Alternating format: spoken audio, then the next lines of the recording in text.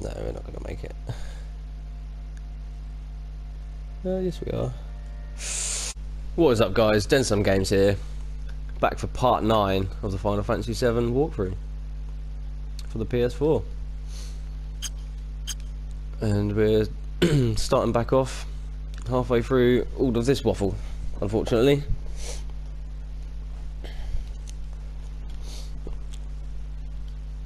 Last episode, all we did really was we learnt our first enemy skill, which was pretty handy actually, to be fair, the macro magic. And we headed up to Calm, we did a little bit of shopping, walked around, got a few bits, got the Peacemaker, which is a weapon for somebody we don't have yet, Vincent. Pretty good character, has his moments, but he's not someone you're going to take into any of the sub-boss like weapon fights. He's not that good, he's alright. Like I say, it's good when you get him. And if you're after the trophies, you will be needing the level 4 limit breaks for everybody, which obviously means you need to use them quite a lot to get that. I'm not going to do all of that with Aerith on this Let's Play, because it's just as simple as grinding, if you know what I mean. There's nothing really special I have to show you. I mean, I'll show you where to get it from, obviously, but I'm not going to just train with her to get it, because that is literally all it is. It's just constantly fighting and fighting and fighting and fighting. I'm sure you know how to do that. You just run around in circles on the world map. And her ultimate weapon also we can get.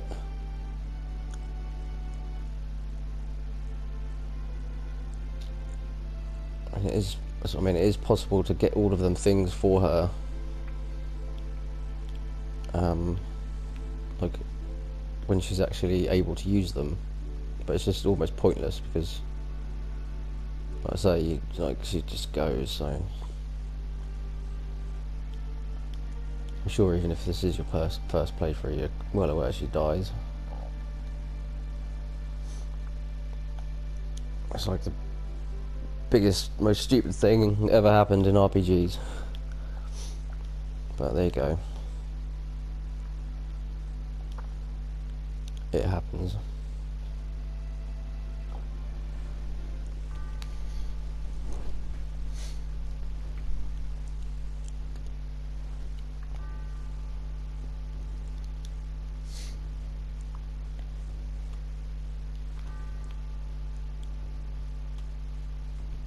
You don't get any battles or anything.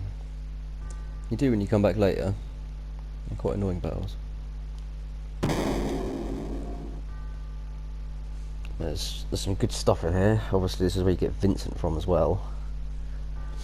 You get Odin summon, which is also very good. You want that. There's a few other bits and pieces about. This is where you get Vincent from later, in this room. Can't get in there now. You don't get him straight away either. You have to do a lot of talking and keep coming back to him, stuff like that, unless you just leave it. If you just leave him until like later on, then you can just sort of get him straight away. But like with anything really, it's better if you can get it sooner. It's usually for a reason. Like if you say you just pick up your first, like when you first pick up a enemy skill, then you know that pretty soon after that you're going to learn one. And if you can get a certain thing, you know, it's obviously useful at the time, maybe not later. But again, for trophy hunters out here, you have to do everything on this anyway to get the platinum. I think the worst one is the money one. that's pretty much the last one you'll do on the playthrough, unless you missed the Barrett trophy, in which case you'll have to replay it just to do that.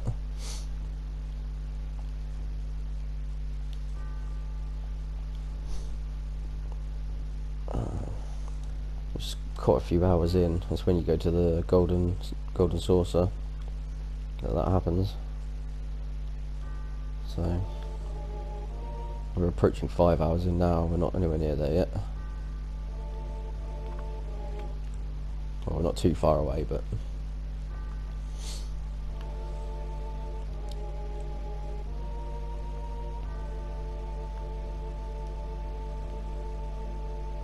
just make the way back out.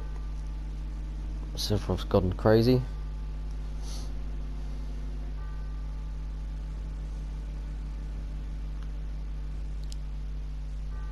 It's all kicking off.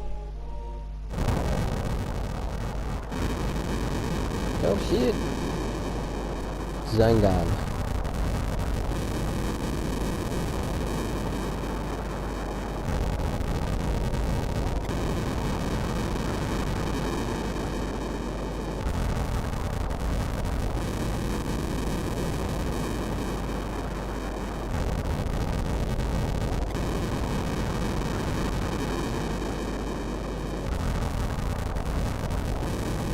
Start questioning Cloud's story later when we get here. Obviously nothing's been burnt down. Well, it is supposed to be 5 years ago, so yeah, you can rebuild a small village for 5 years. 6 months maybe.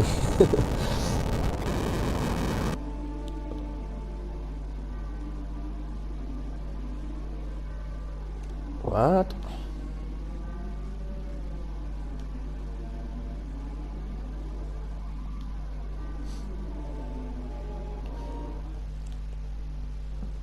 That was a strange noise. I'm not sure that always happens. I guess it's because the music was down. It was just a sound effect.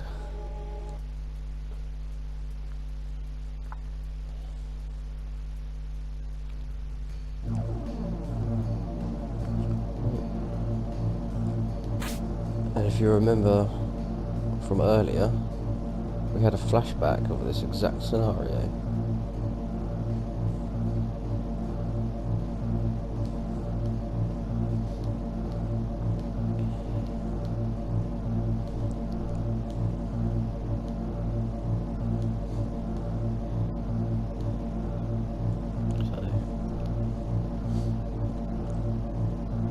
Tiff's dad.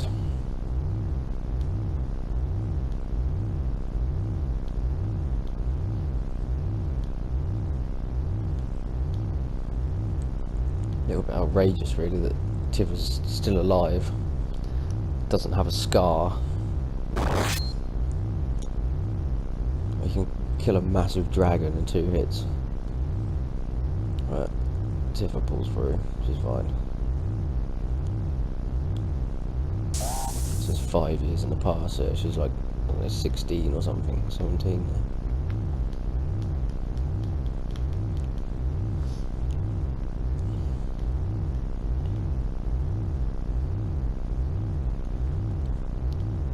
Yeah, we kind of have this vision again later.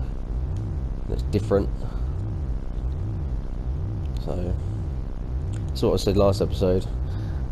It's kind of annoying having to go through so much time and lore doing this, reading all about the storyline just for it to turn out to show you what really happened later.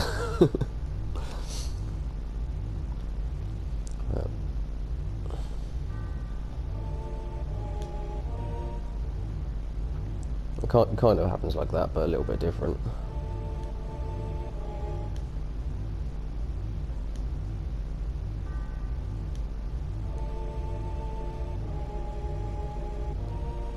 Genova.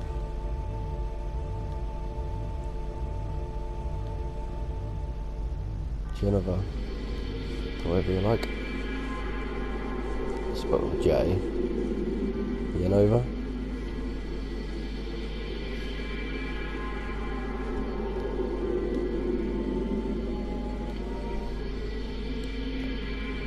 And half of the fun of this playthrough is just going to be everybody making fun of the way I say it. All these different things.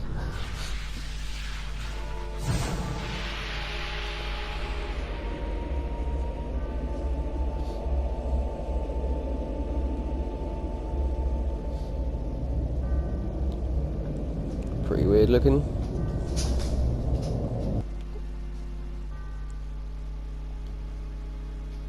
Pretty hard to even really figure out what's actually going on with her. Like, it's all quite strange.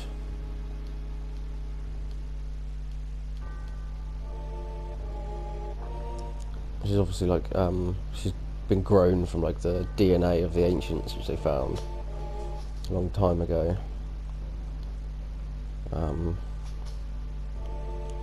They basically tried to, you know, like Jurassic Park style, regrow her, reclone her kind of thing in all this Mako energy for some bizarre reason. Down to the professors really, like Professor Hojo and the geezer from before him, Professor Gast. You will learn about him later. Both like mad scientists that just trying to do all this crazy shit.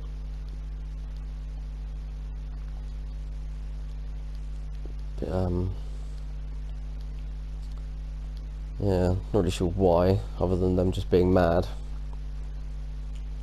Not with her anyway, but obviously you'll learn the connection between the scientists and Sephiroth later. I won't spoil it just yet.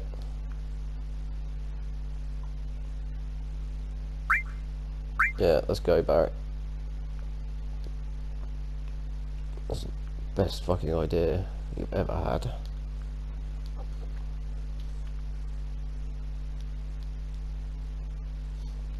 Do you not remember?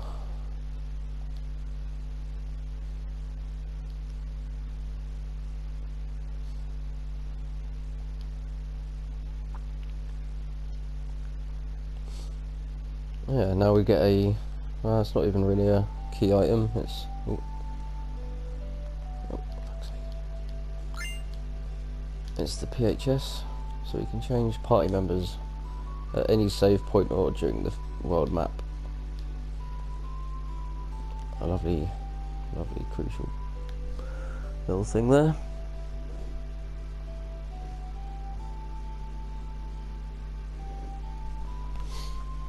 And we've already... I'll just check how many Phoenix Downs we have. That'll do.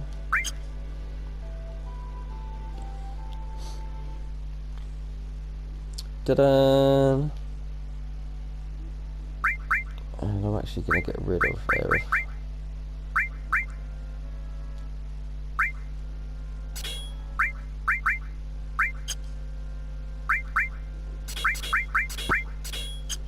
Because like I said, I'm not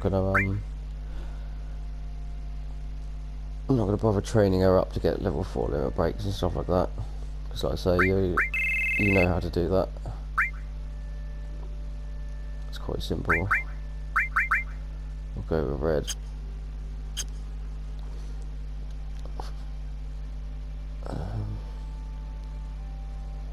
Yeah, red's a bit stronger. Higher health. And at the minute, health is what we want. Or it will be shortly. Probably should have equipped something on him though.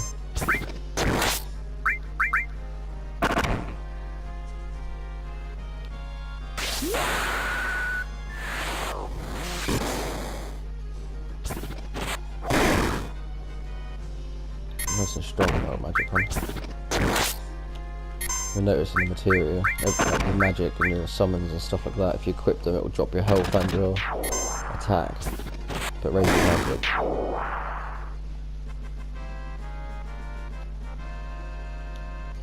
So that's why later on in the game it's good just to drop off most of your magic, because your attack just goes to 9999, so there's not really much point in having magic unless you're going to link it to an all materia. But I mean, there's things you can get then, slash all, stuff like that. Yeah. I'm gonna head over here. Alright, weapons and magic all equipped. Now this is what you want to do. Come and talk to this guy.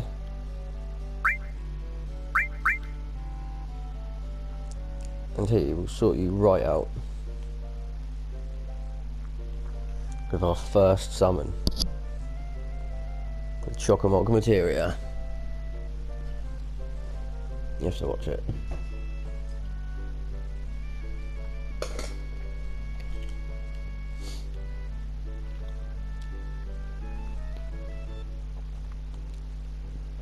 Love a chocobo. Don't call them chocobos. I suppose that probably is the way they pronounce it on the game as well, but I don't like it.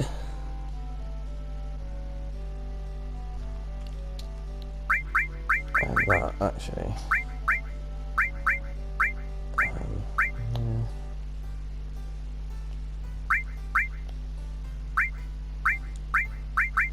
Go.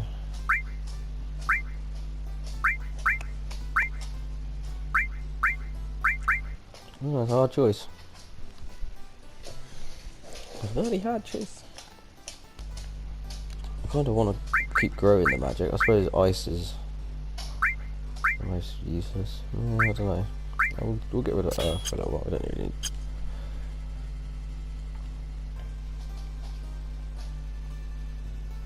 We'll check our money situation. Yeah, that should be enough. You don't, like I say, you don't actually have to have the chocobo to get across, but it makes it obviously very easy. You can just outrun the zolom.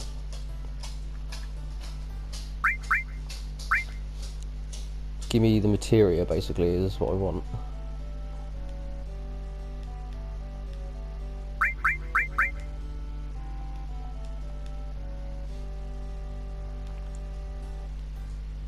Gimme.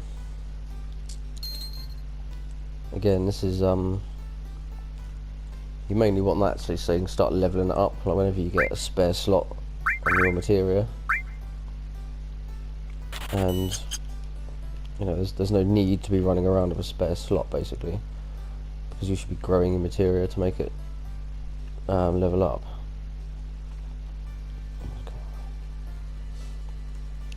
Dickhead.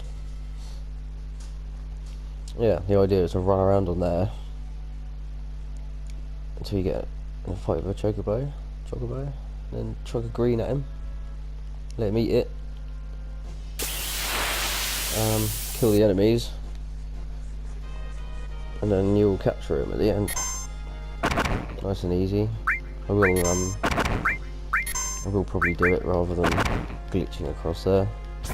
I'm only able to catch the chocobo for essentially.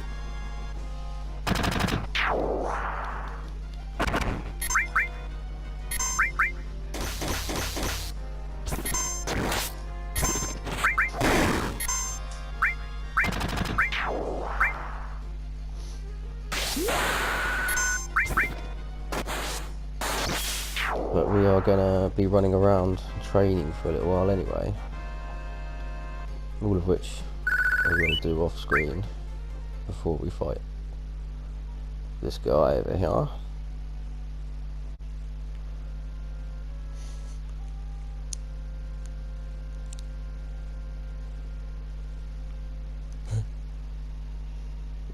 No, we're not going to make it. Yes we are.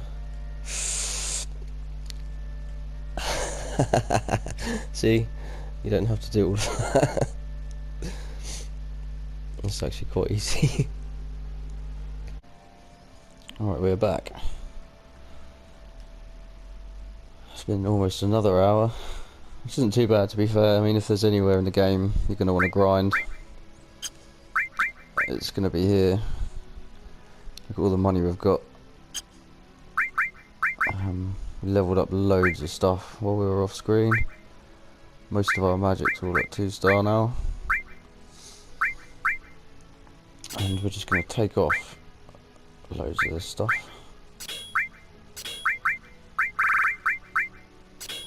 to get their HP as high as possible. It does want that though. Barrett's got nothing.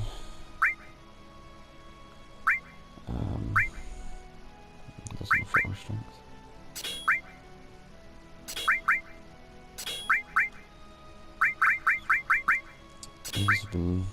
I've got all of my restores up, which is awesome. Everyone's sitting at almost, well, about 1,000 on average.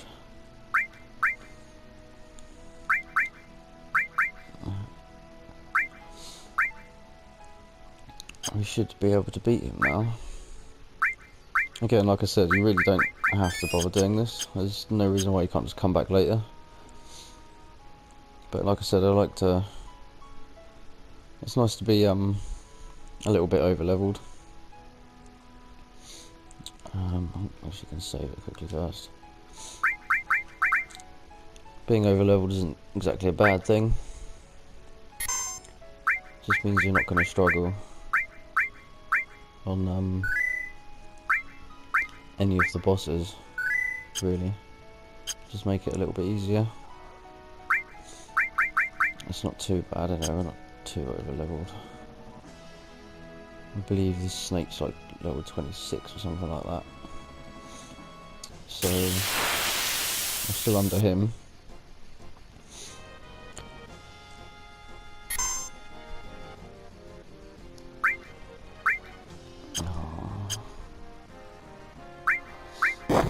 I didn't use the tranquilizers, and I only have 2.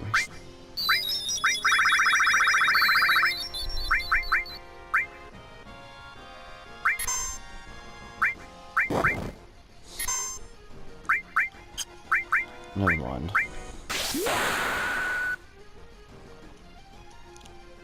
If you do that kind of stuff at the beginning, that's alright, because he's not exactly very strong. Well, he is, but...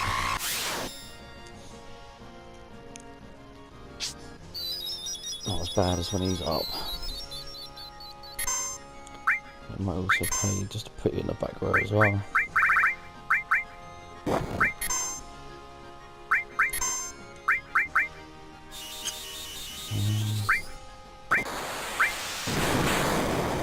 Hit him.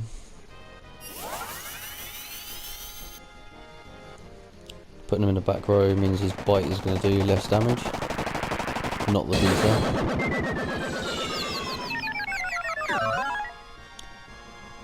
And the tranquilizer also will protect you from the bite.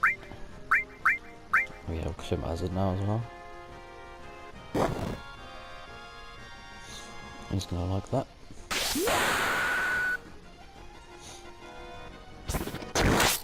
Now, you need to focus on getting him poisoned as soon as possible now, especially now he's up.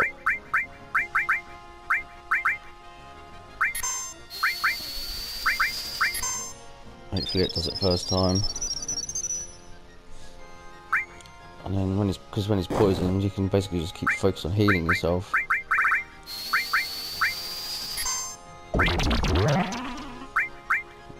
Nice. Yeah, level 26. Nearly halfway.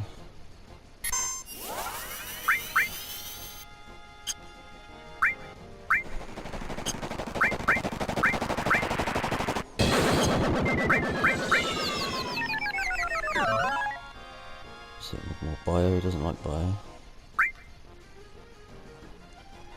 I'm just flicking red off. I was kinda hoping he'd stay just because of his health. Never mind.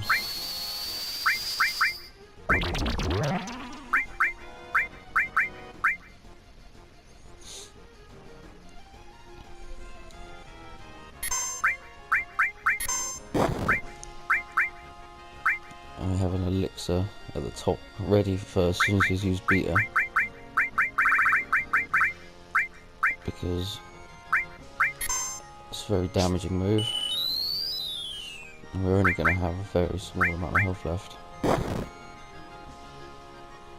So we need to heal straight away, because usually he'll hit one person He'll do a beta and then he'll bite straight after. So there'll be one person left. More or less nothing.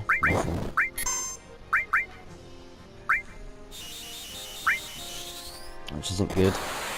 But they should have a limit break. And as long as he's close. See what happens.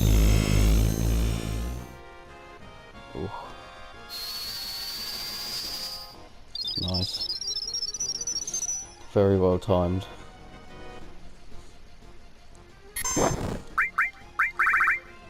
You know that. Use it straight on him. Queue up another cure. Hahaha. Look at that, 900 damage. Stronger than any of their limit breaks by double. There we go, ladies and gentlemen. Snake. Oh, it's back. I was going to say ceases to exist. But yeah. This fucking time we've got it. Because I just do the old flip away trick earlier. And thought I'd done it. And even ended the episode. And then started the next one. Realised I didn't have it. So that must be a PS1 thing only. So that may work on the classic. You'll have to try it and let me know. Because I'm sure it worked on the original PS1. But apparently they may have patched that. Because although this is for the PS4, I believe it may be a port. It's the same version you can get on the mobile, I think. And PC and all that kind of stuff. So yeah. Zolom down, beta learned, success. I'll leave it there for episode 9. I'll see you again in the next one. See ya.